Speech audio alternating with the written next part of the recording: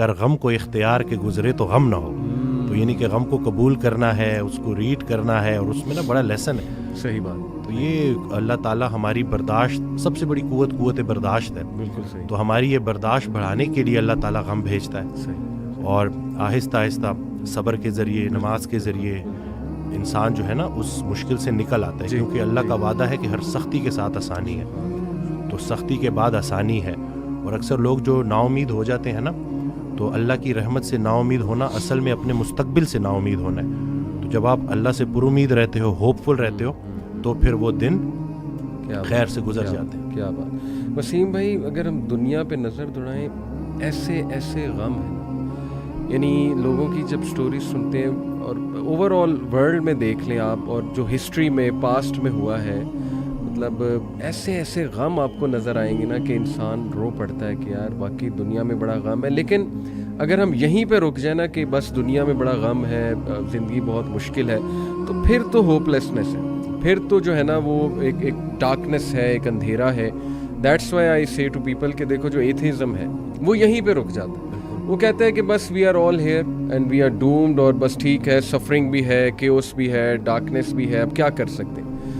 But جب تک اسلام ہمارے پاس ہے نا وسیم بھائی, دیکھیں اللہ سبحانہ و تعالیٰ نے پہلے ہی ہمیں بتا دیا, جیسے آپ نے کہا نا ایکسیپٹنس, اللہ نے ہمیں ایکسیپٹنس دلائی ہے کہ دیکھو اس کو ایکسیپٹ کرو کہ یہ دنیا ایک مشکل کی جگہ ہو, یہاں تمہیں مشقت کرنی ہوگی, اسٹرگل کرنی ہوگی, وی ول ٹیسٹ یو.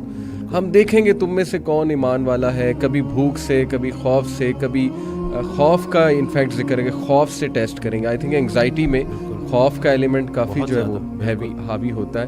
پھر لاس آف لائف سے تمہیں ٹیسٹ کریں گے, لاس آف فروٹ سے تمہیں ٹیسٹ کریں گے, لیکن وبشر الصابرین. اور دیکھیں اللہ نے پورا طریقہ بتایا کہ دیکھو نا امید نہیں ہونا ہے. اگر یہ پرابلمز آ جاتے ہیں تو پھر اللہ طریقہ بھی بتا رہا ہے کہ تم نے ہوپ کیسے پکڑنی.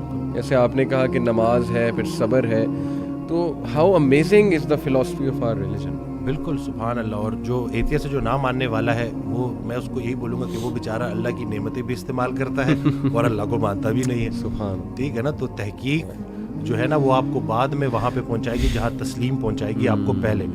تو جو سرنڈر کرنا ہے نا, یہی سب کچھ ہم نے کرنا ہے. ایک آڈیو میں بیان کر رہے تھے حضرت, تو انہوں نے کہا کہ پورا سرنڈر کرنا ہے. تو جواب آیا کہ حضرت اتنی کمزور صلاحیتوں کے ساتھ پورا سرنڈر کیسے کروں؟ تو انہوں نے کہا کہ تم پورا سرنڈر کرو, تمہاری صلاحیتیں بھی پوری ہو جائیں گی. سبحان اللہ. تو یہ ہے کہ جب آپ پورا سرنڈر کرتے ہو نا, یہ جو اپنی کارسازی نکالو گے تو کارساز کی کارسازی سمجھ آئے گی نا.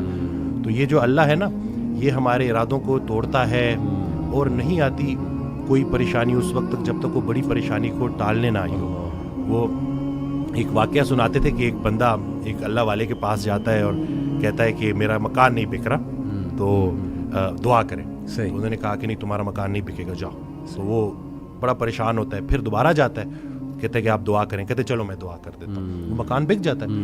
تو وہ اس اللہ والے کے پاس جاتا ہے اور اس سے پوچھتا ہے کہ آپ جب میں پہلی دفعہ آیا تو آپ نے کہا کہ مکان نہیں بکے گا, اور جب دوسری دفعہ آیا تو آپ نے کہا کہ بک جائے گا. تو کہتے ہیں کہ پہلی دفعہ جب تم آئے تھے تمہارا ماتھا روشن لگ رہا تھا, تمہارے ماتھے پہ خوش قسمتی کے آثار تھے.